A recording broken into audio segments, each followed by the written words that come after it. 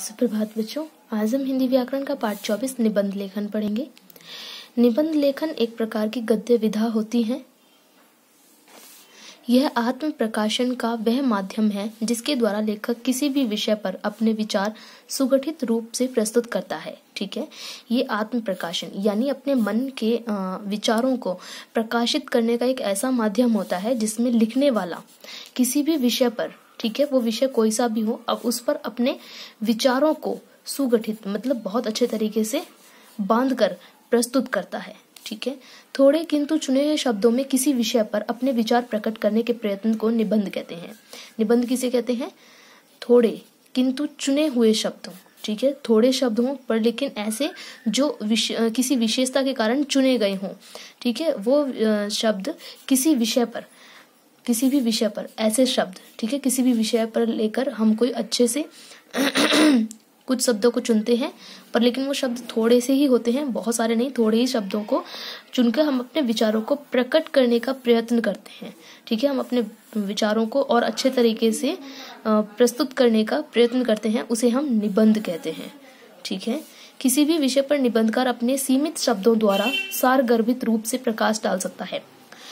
निबंधकार जो होता है, निबंध को लिखने वाला, वो क्या करता है, किसी भी विषय पर, ठीक है, वो विषय चाहे कुछ भी दे दो उसे, वो निबंधकार है, वो उस पर निबंध लिख लेगा आराम से। क्या करेगा, वो सीमित शब्दों यानी कि एक सीमित होगी, सीमा में बंधे हुए शब्दों के, मतलब यहाँ से यहाँ तक ऐसे सीमा होगी उनकी, ऐसे शब्दों द्वारा सारगर्भित मतलब उनके अंतर्गत ऐसे शब्द जिनमें कुछ ना कुछ अर्थ छिपा हो। ठीक है, जैसे एक शब्द पर लेकिन अर्थ बहुत बड़ा बड़ा उसमें छुपा हो, ऐसे शब्दों को लेकर के सारगर्भित रूप से प्रकाश डाल सकता है। ठीक है, वो क्या कर सकता है, विषय पर प्रकाश डाल सकता है अपने कितने सीमित शब्दों से किसी भी विषय पर। सारगर्भित मतलब एक शब्द में बहुत बड़ा सार छिपा हुआ रहता है, तो इस प्रकार वह प्रकाश डाल सकता है।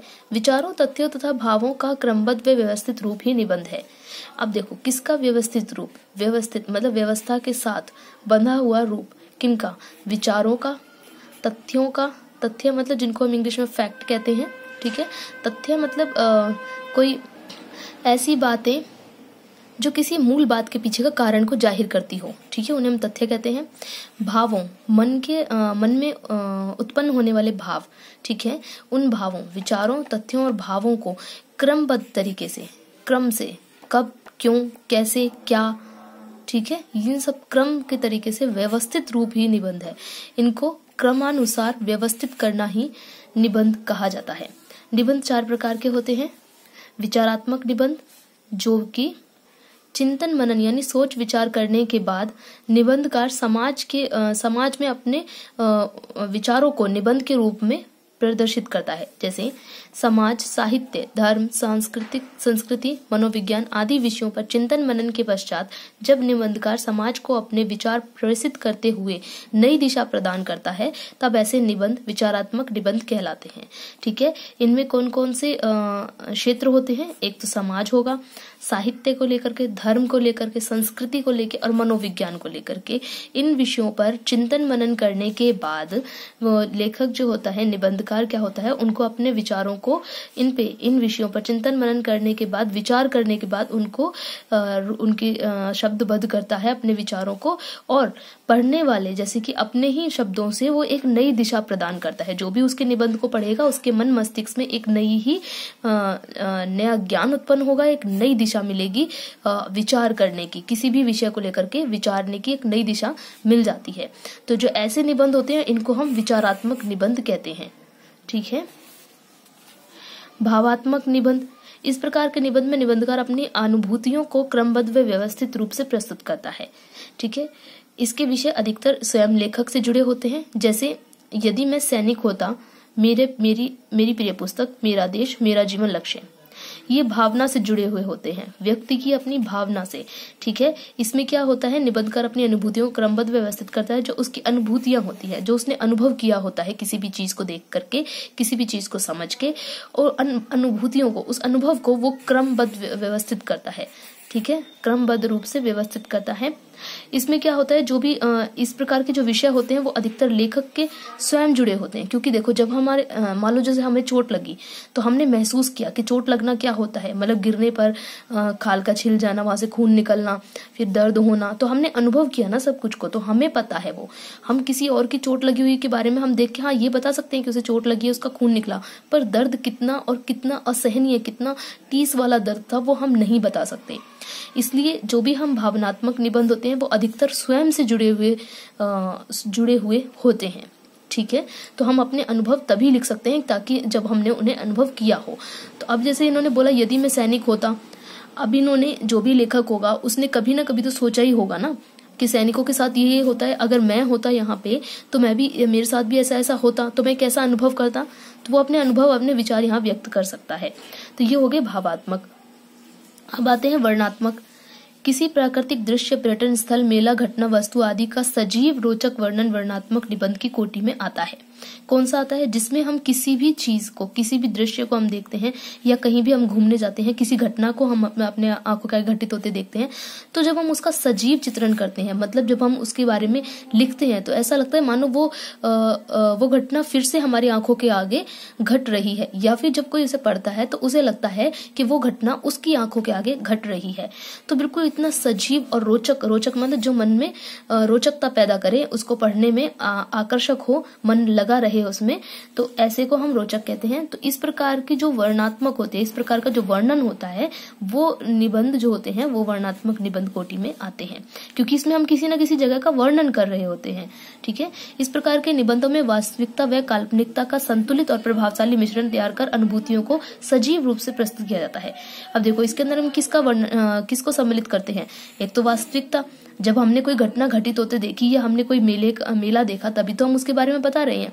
हम अपनी मर्जी से तो ऐसा कुछ नहीं बता सकते, हाँ, पर लेकिन एक काम इसमें क्या होता है कि थोड़ी वास्तविकता होती है और थोड़ा ही काल्पनिकता भी इसमें जुड़ी होती है। काल्पनिकता यानी कि अपने हिसाब से हम कल्पना कर लेते हैं कि हाँ ठीक है, जैसे मान लो हमने एक मेले का वर्णन देखा, वहां पे एक बड़ा झूला था, उसमें ऐसे से झूल रहे थे, पर लेकिन हमने साथ ही वहां पे एक अपनी तरफ से कल्पना और जोड़ दी कि हाँ वहां पे एक जादू दिखाने वाला भी एक टोला था, तो हमने वहां पे जादू देखा। तो ये हमने एक कल्पना जोड़ दी जो कि वहां पे नहीं था। ऐसी चीजें जो वहां पे न हो और हम अपने विचार से, अपने अनुभव, अपने मन मस्तिष्क से ऐसी उपज करके हम किसी चीज को बना दे, तो वो होता है काल्पनिक। वास्तविक वो हो गया जो वहां पे सच में था। ठीक है, झूला वहां पे था, वो सच में था। जादू दिखाने वाले टोले की हमने बात की, तो वो नकली, यानी कि हमारी मन की ऐसी ही उपज है। तो इन दोनों को जोड़ करके जो बनाए जाते हैं वो वर्णात्मक होते हैं। इनका क्या संतुलित और प्रभावशाली मिश्रण तैयार किया जाता है। संतुलित यानी ऐसा नहीं है कि हमने सिर्फ कल्पना ही कल्पना घुसा दी, वहां पे कुछ था ही नहीं, हमने सारा कुछ अपनी कल्पना से डाल दिया, तो वो भी नहीं होना चाहिए। ठीक है, जो अगर हम वास्तविकता के साथ कल्पना जोड़ रहे हैं तो वो भी इतनी ही होनी चाहिए जितना कि, जैसे कहते हैं ना, दोनों नमक और पानी जब आपस में डालते हैं तो दोनों एक दूसरे में घुल जाते हैं, कोई पता नहीं लगा सकता कितना नमक और कितना पानी है। तो इस तरह से वास्तविकता और जो काल्पनिकता होती है, ये दोनों संतुलित होनी चाहिए। ठीक है, और ये दोनों एक दूसरे में मिली जुली होनी चाहिए। ऐसा न लगे कि हमें अलग ही पता चलने लग जाए कि ये काल्पनिकता की गई है, या फिर काल्पनिकता का ये अधिक भाग हम उसमें डाल दें, या फिर हम वास्तविकता का ही पूरा भाग उसमें डालें। अगर हमें कल्पना जोड़नी भी है तो संतुलित होनी चाहिए, प्रभावशाली मतलब ऐसी होनी चाहिए जो लोगों को अपनी ओर आकर्षित करे, प्रभाव डाले लोगों पर। ऐसा नहीं है कि जो देखने में या पढ़ने में ही पता चल जाए कि ये तो इसने अपनी मर्जी से ऐसे ही उठा के डाल दिया है, ये इसकी खुद की कल्पना है, ऐसा नहीं होना चाहिए। ठीक है, तो ऐसा मिश्रण तैयार करते हैं। अनुभूतियों को सजीव रूप प्रस्तुत किया जाता है। ठीक है, जो अनुभूति इन्होंने की है वहां पे उस चीज को देखने के बाद जो इनमें अनुभव किया है इन्होंने, उसको सजीव रूप में प्रस्तुत करते हैं। ठीक है, वर्णनात्मक निबंध आपको समझ में आ गए। विवरणात्मक निबंध, इन निबंधों में पौराणिक व ऐतिहासिक संस्मरणों, काल्पनिक घटनाओं आदि की प्रधानता होती है। साहसिक कार्य, पर्वतारोहण, ऐतिहासिक घटनाओं आदि से संबंधित निबंधों को विवरणात्मक निबंध की श्रेणी में रखा जाता है। अब देखो, विवरणात्मक कौन से होते हैं? ऐसे जो पौराणिक हो, पौराणिक यानी कि जैसे हमारे महाभारत की कथा है, रामायण की कथा है, तो ये पौराणिक कथाएं हैं। ठीक है, और ऐतिहासिक, जो इतिहास में पहले कभी घटी हुई हो ऐसी घटना। ठीक है, ऐसे संस्मरण जो हमें याद हो कि हाँ भी इतिहास में ऐसा ऐसा हुआ था। काल्पनिक घटनाओं, बिल्कुल अपने मन की कल्पना से उपजी। जैसे कि हम फिल्मों में देखते हैं, जो फिल्में होती हैं वो हमेशा काल्पनिक, हमेशा तो नहीं कहेंगे, कभी कभार उनमें कुछ सत्य घटनाएं भी होती हैं, पर लेकिन अधिकतर उसमें काल्पनिक घटनाएं ही होती हैं। हमेशा कोई एक व्यक्ति अपने मन से उपजता है एक कहानी को कि ऐसा हुआ, ऐसा हुआ, ऐसा होगा, ऐसा होगा, तो वो एक अपनी मन की उपज होती है, वो काल्पनिक घटनाएं ही होती हैं। ठीक है, जैसे आपके अभी हाल ही में जो कुछ समय पहले आई थी रावण मूवी, तो वो भी एक तरह से काल्पनिक घटना ही है, क्योंकि वो ऐसा हकीकत में हो नहीं सकता, तो ये एक काल्पनिक घटना है। तो इस तरह की घटनाओं आदि की प्रधानता होती है। इसमें जो हम विवरणात्मक निबंध लिखते हैं, इसमें पौराणिक होंगी या ऐतिहासिक घटनाएं होंगी या फिर काल्पनिक घटनाएं। साहसिक कार्य, पर्वतारोहण, ऐतिहासिक घटनाओं आदि से संबंधित निबंधों को विवरणात्मक निबंध की श्रेणी में रखा जाता है। साहसिक कार्य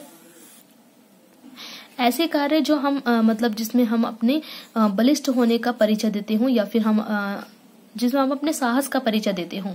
ठीक है, हम अपने और पर्वतारोहण, जहाँ पे हम जैसे हम पर्वतारोहण करने गए, पर्वतारोहण यानी हम पहाड़ों पर घूमने गए और वहां पे हमने पहाड़ों पर चढ़ने की क्रिया की, जैसे जिसे हम ट्रैकिंग भी कहते हैं इंग्लिश में, तो हमने वहां पर पहाड़ों पर चढ़े हैं, हम घूमे फिरे हैं। इस तरह से ऐतिहासिक घटनाएं, ऐसी ऐतिहासिक घटनाएं जो कि इतिहास में हुई तो हैं, साथ ही वो वैसी हैं, युद्ध, खास तौर पे युद्धों से जुड़ी हुई घटनाएं होती हैं। तो इस प्रकार के जो निबंध होते हैं उन्हें हम विवरणात्मक निबंध की श्रेणी में रखते हैं। ठीक है, आपको समझ में आ गया होगा। 4 निबंध मैंने बता दिए हैं। चारों के भाग किस प्रकार से हैं? विचारात्मक, भावात्मक, विचारात्मक जो विचार शैली को बदल दे हमारी, भावात्मक जो हमारी भावना से जुड़े हों, वर्णनात्मक जिसमें हम किसी चीज का वर्णन कर रहे हों, और विवरणात्मक जिसमें हम किसी चीज के बारे में बता रहे हों या फिर अपने आप से भी हम जोड़ के उस कहानी को बता रहे हों। निबंध के भाग, ठीक है, निबंध के मुख्य 3 भाग होते हैं। कितने? 3 भाग होते हैं। सबसे पहले होता है प्रस्तावना यानी कि आरंभ, फिर होता है मध्य भाग और फिर होता है उपसंहार यानी कि समाप्ति। सबसे पहले हमें जो भी निबंध का हमारा विषय होता है हमें उसे ध्यान से देखना चाहिए, हमें समझना चाहिए कि ये विषय पे हम क्या क्या लिख सकते हैं। उसे फिर हमें 3 भागों में बांटना होता है।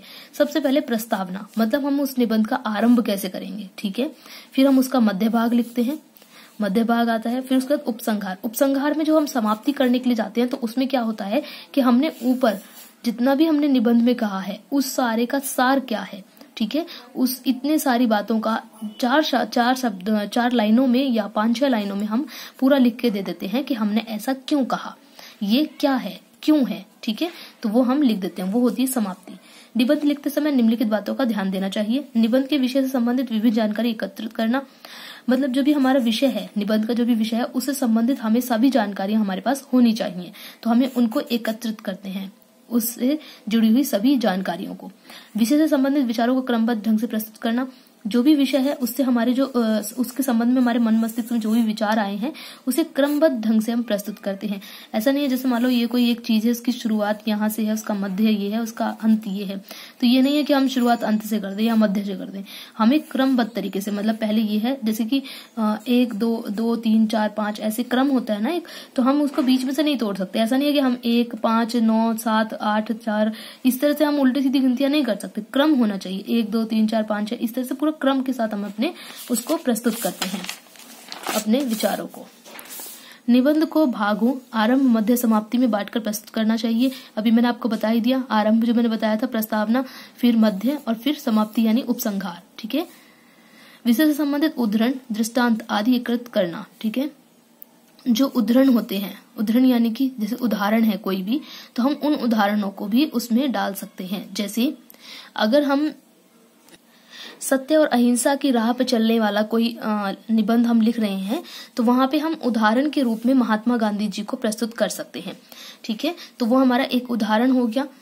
तो इस तरह से हम यहाँ पे कोई भी जो भी उचित उदाहरण हमें लगे हम डाल सकते हैं। विषय पर विद्वानों के विचार जानना, जो भी हमारा विषय है उस पर अन्य विद्वान जो हमारे विश्व में जो भी विद्वान हुए हैं उनके क्या क्या विचार हैं उस विषय को लेकर के, अगर वो आपको मिल जाते हैं, आपको पता है, तो आप उस निबंध में जरूर डालिए।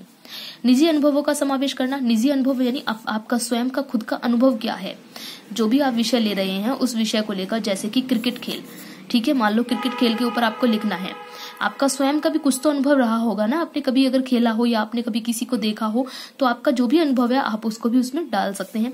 सरल, प्रभाव पूर्वक, स्पष्ट भाषा में लिखना। आपकी भाषा एकदम सरल होनी चाहिए ताकि हर किसी को सही तरह से समझ में आए। प्रभावपूर्ण होनी चाहिए ताकि वो सुनने और पढ़ने वाले पे प्रभाव डाले। स्पष्ट भाषा, स्पष्ट होनी चाहिए ताकि वो जो भी पढ़ रहा है या फिर जो भी सुन रहा है उसको सही से समझ आए। और क्या होता है, निबंध लिखने में क्या होता है, जो निबंध लिख रहा होता है वो और निबंध को पढ़ने वाला और सुनने वाला सभी के अंदर नए ज्ञान का उत्सर्जन होता है। क्योंकि जब भी आप किसी विषय के बारे में नया ज्ञान इकट्ठा करते हैं, फिर आप उसको कलमबद्ध करते हैं, ठीक है, उसे शब्दबद्ध करते हैं आप। अब आपके शब्दबद्ध किए हुए शब्दों को पढ़ के ही कोई जो पढ़ रहा है वो और जो सुन रहा है वो भी इस नए ज्ञान से परिचित होता है, ठीक है। तो इसलिए आपका जो निबंध है वो एकदम स्पष्ट होना चाहिए ताकि जो पढ़ रहा है या सुन रहा है उसको भी सही तरीके से समझ में आए और उसके पास तक भी सही ज्ञान का प्रेषण हो, उसको भी सही ज्ञान मिले। निजी अनुभवों का विस्तार से वर्णन करना। आपका जो निजी अनुभव है, क्योंकि देखो जो ये निबंध होते हैं ये अपने ही विचारों को क्रमबद्ध तरीके से लिखना होता है, ठीक है। तो इसलिए अपने निजी अनुभवों को जितना आप लिख सके, विस्तार से लिख सके, आप विस्तार से वर्णन कर सकते हैं इसमें, ठीक है। आप अपने अनुभवों को क्रमबद्ध तरीके से और जितना वर्णन कर सकें उतना वर्णन आप इसमें कर सकते हैं। शब्द सीमा का ध्यान रखना। शब्द सीमा का महत्वपूर्ण ध्यान रखना बहुत जरूरी होता है, क्योंकि निबंध लिखना है और निबंध हमारी कोई शोध नहीं है जो कि हम बहुत लंबा या कितना ही मन चाहे उतना लिखते रहें। आपको देखो मैं आपको बता देती हूँ, परीक्षा में भी आपको क्या करना है, एक पेज आपका ये हो गया, ठीक है, एक पेज ये और इसके बाद एक पेज ये, कुल मिला के हो गए आपके 3 पेज। तो इन 3 पेजों में ही आप अपना निबंध लिखेंगे, इससे कम नहीं, इससे ज्यादा नहीं। कम करना है तो आप इसका आधा कर सकते हैं, यानी आपके 2.5 पेज, ये 1, ये 2 और ये आपका आधा, तो हो गया कितना, 2.5 पेज। आप इतना निबंध लिख सकते हैं पर इससे कम नहीं और ना ही 3 पेज से ज्यादा, ठीक है। तो इस तरह से आपको ये लिखना होता है। तो ये हो गया आपका निबंध, ये होती है आपकी शब्दों की सीमा, ठीक है बच्चों। अगर मैंने आपको पूरा का पूरा सब बिंदुओं को समझा दिया है अच्छे से कि निबंध हमें क्या होते हैं, कितने प्रकार के होते हैं और कितने इसके कितने भाग हैं इसके और किस तरीके से लिखना चाहिए, आपको मैंने सारा बता दिया। फिर भी अगर आपको इसे समझने में कोई परेशानी है, लिखने में कोई परेशानी है, तो आप मुझसे व्हाट्सएप पे मैसेज करके पूछ सकते हैं।